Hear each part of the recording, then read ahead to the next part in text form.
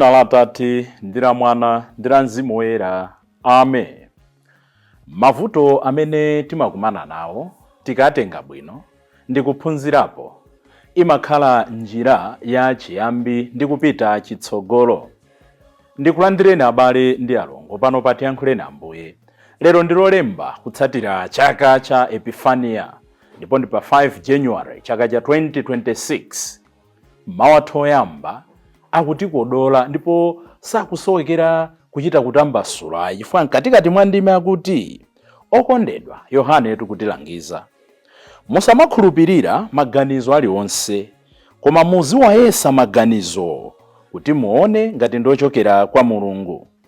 Paja aneneri ambiri onama awanda ponseponse. Ndokhulupirira kuti mawu amenewo sakufuna kuchita kutsindikayi. Mawatho oyamba akuchokera mkalata yoyamba ya Yohane mutu wa 3 ndime 22 kudzafika mutu wa 4 ndime 1 kulekeza 6. Ndipo salimo yathu tsiku la lero salimo namba 2. Amene akutiwerengera mawu oyamba ndi Martha Kasonya kuchokera ku St Andrew Kagwa Parish mu Archdiocese ya Lilongwe. Ndipo mawu athu amumthenga pabwino ndi monga adalembera Mateyo Oyera. Tiyeni abale ndi alongo timvere limodzi kuti Mulungu akutiyankhulanji tsiku la lero. Amene akutiwerengera mawu amthenga woyera komanso kutigawira mawu ndi Reverend Father Francis Damaseke kuchokera ku St Peter and Paul Natenje Parish mu Archdiocese ya Lilongwe. Mawu oyamba. Mawu amkalata yoyamba ya Yohane.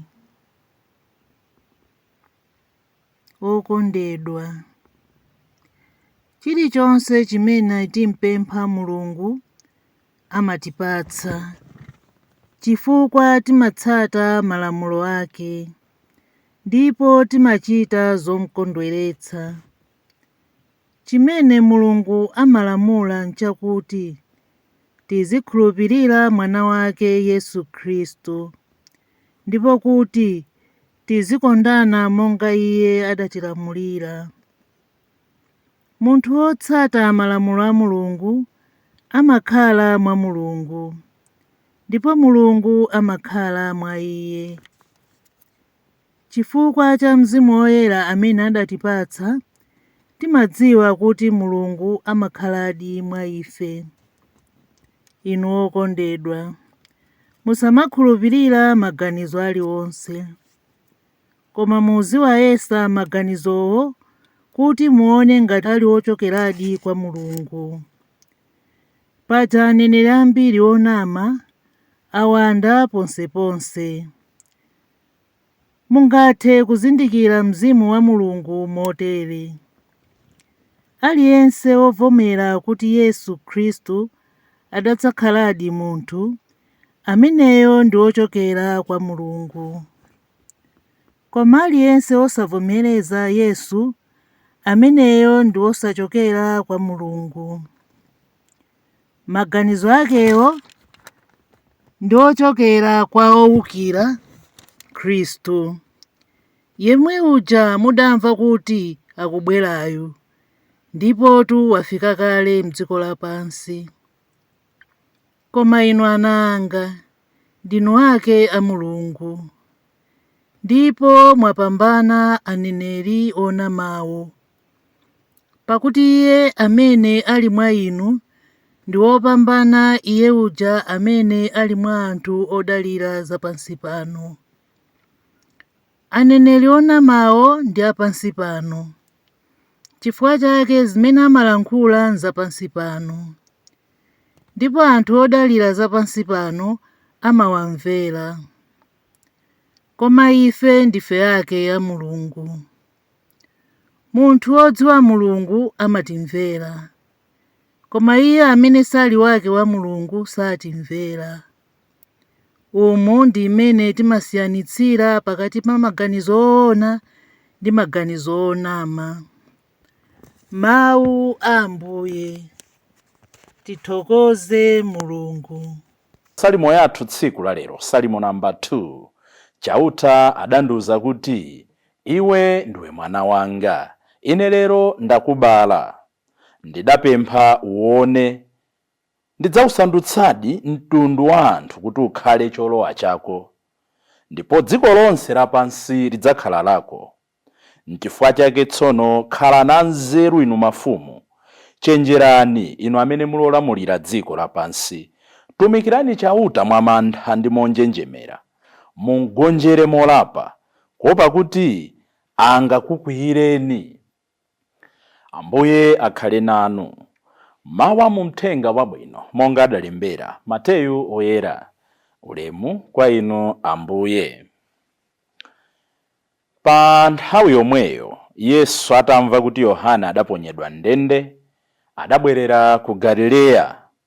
Adachokako ku Nazareti nakakhala ku Kaperenawo, mzinda wina m'mbali mwa nyanja ya kudera la Zebuloni ndi Nafitali. Zidatero kuti zipherezere zimene mneneri Yesaya adaneneratu kuti, iwe dziko la Zebuloni ndiwe dziko la Nafitali, kunjira ku nyanja, patsidya pa Yorodani, ndiwe Galileya, dziko la anthu akunja. Anthu okhala mu mdima aona kuwala kwakukulu, anthu okhala mu dziko la mdima wabii ngati imfa, kuwala kwawaonekera. Kuyambira nthawi imeneyo Yesu adayamba kulalika kuti, tembenukani, chifukwa ufumu wakumwamba wayandikira. Yesu adayendera dziko lonse la Galileya, akuphunzitsa nyumba za mapemphero ndi kulalika Uthenga Wabwino onena za ufumu wakumwamba. Ankachiritsanso nthenda zonse za anthu ndi zofoka zawo za mthupi. Mbiri yake idabuka dziko lonse la Siriya, kotero kuti anthu ankabwera kwa iye ndi odwala onse, ovutika ndi nthenda zowawa zosiyanasiyana, ogwidwa ndi mizimu yoyipa, akhunyu ndi opunduka. Iye nkumachiritsa. Anthu ambirimbiri ankamutsata kuchokera ku Galileya, ku dera lotchedwa Mizinda 10, ku Yerusalemu, ku Yudeya ndi ku tsidya kwa mtsinje wa Yorodani. Mthenga wa Ambuye. Ulemu kwa inu Ambuye Yesu Khristu. Abale ndi alongo, chimene tikuona mmawu athu makamaka mu Uthenga Wabwino a tsiku la lero, Yohane waponyedwa ndende. Tisayiwale kuti Yohane ndi Ambuye Yesu ndi pachibale, monga Elizabeth ndi amayi Mariya anali pachikhazeni pawo, choncho panali ubale ndithu weniweni. Yohane akuponyedwa ndende chifukwa cha Uthenga Wabwino. Komatu zikuonetseratu kuti malembo akupherezera, chifukwa Yohane tiona posachedwapa tikafika mu chapter 3 cha Uthenga wa Yohane, makamaka ndime ya 30 amanena kuti iye azikula, ine ndizichepa. Iyi inali njira imene Yohane anali kuchepera kuti Ambuye atenge precedence, Ambuye abwere poyera ndi kugwira ntchito yawo. Koma chimene ndikuona apa nchonena kuti Ambuye Yesu anali ndi chisoni, Ambuye Yesu anali ndi mantha. Mwa umunthu tentivomere m'bale wawo amangidwa. Amene amamanga Yohane anafuna kuti zimene amachita Yohane zisapitirire, ena asabwerenso, monga amachitira pakati pathu kuti topseze uyo kuti awo ndi awo atengerepo phunziro. Koma taonani zimene akuchita Ambuye Yesu, nkuvutika kwawo, nkusauka kwawo, mu crisis yawo. Poyamba akudzipanga isolate, akuti adachoka kudera limene adali ndi kukakhala kwawokha. Anali kusinkha-sinkha zachitikazi. Koma mkatikati mwa kusinkha muja sanangokhalira basi kupukuta misozi. Ayi, adanena kuti ndipita chitsogolo, ndikalalika zimene Yohane wafera, zimene Yohane wamangidwira, zimene Yohane akuzunzikira. Ndende nanena poyambirira paja kuti mavuto ena amene amabwera pakati pathu amatithandiza kuti tizukute moyo wathu, ndikutenga maphunziro ndikupita chitsogolo. Ambuye Yesu sanapange freeze in a crisis. Ambiri tikagwa, anthu akatiseka, anthu akatitsira matope, anthu akatikambira zoyipa, anthu akatidetsera mbiri, anthu akatitchula mayina osiyanasiyana, basi timavomereza kuti kutha kwathu ndi kumeneko.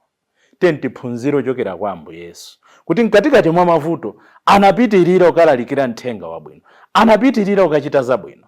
Si zinthu zophweka, koma ndi chithandizo cha Mulungu Mzimu Woyera tingathe kumapita chitsogolo monga Ambuye Yesu.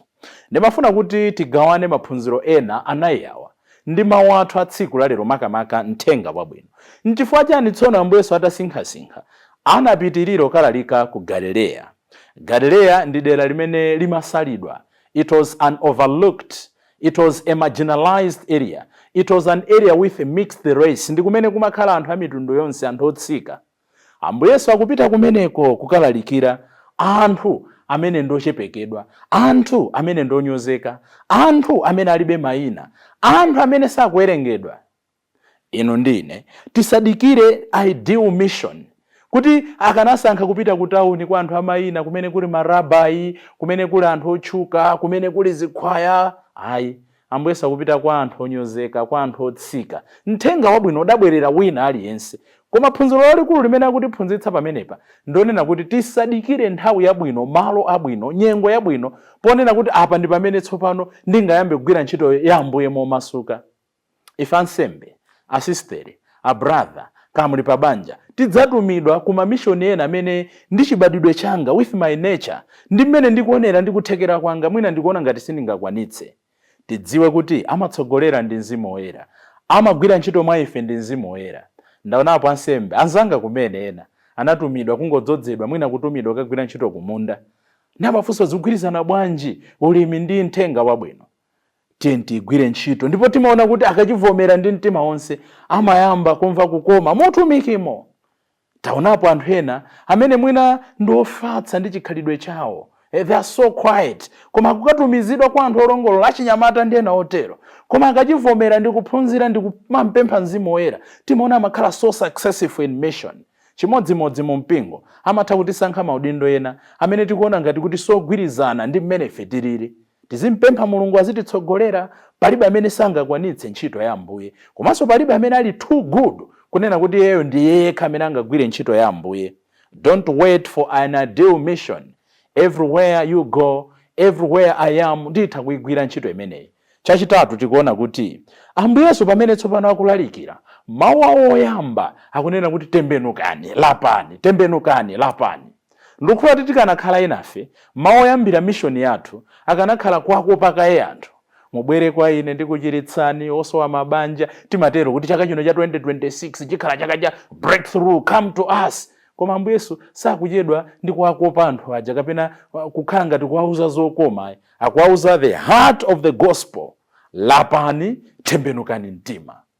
Uthengawo mwina kupita kwa ife alaliki. Ndikangati kamene timayima pa uthenga kuti lapani, tembenukani. Lapani, tembenukani. Mwina yangokhala fashion, kulalika zosangalatsa, kulalika zoseketsa, kulalika zokoma, kulalika Yesu wa Easter Sunday, osamulalika Yesu wa Good Friday. Kusalalika Yesu amene akufuna kutsuka mitima yathu, kulalika Yesu amene akungopereka zokondweretsa.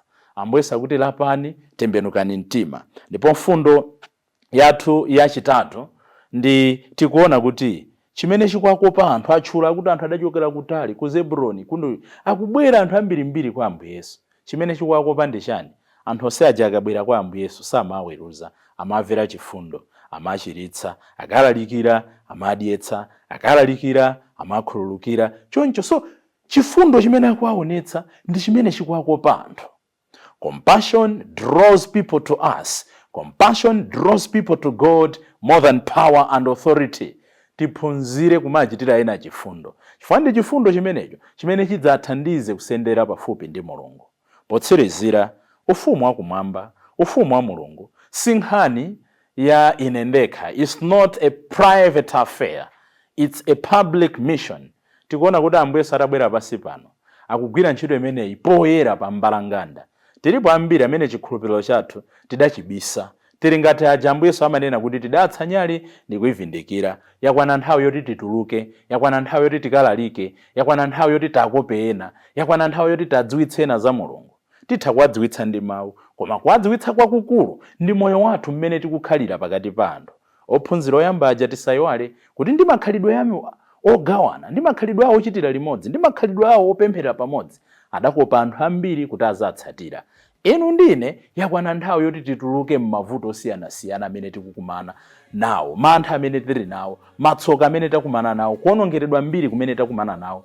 Monga kuchitira Ambuye Yesu aja, the crisis he is facing, the arrest of John the Baptist, yakhala starting point ya further mission, further gospel, further truth. Ndife okonzeka bwanji kudzisasa matope amene tili nawo ndi kumapita chitsogolo. Ambuye lero atitsogolere. Dzina la Atate ndi la Mwana ndi la Mzimu Woyera. Amen. Tipite,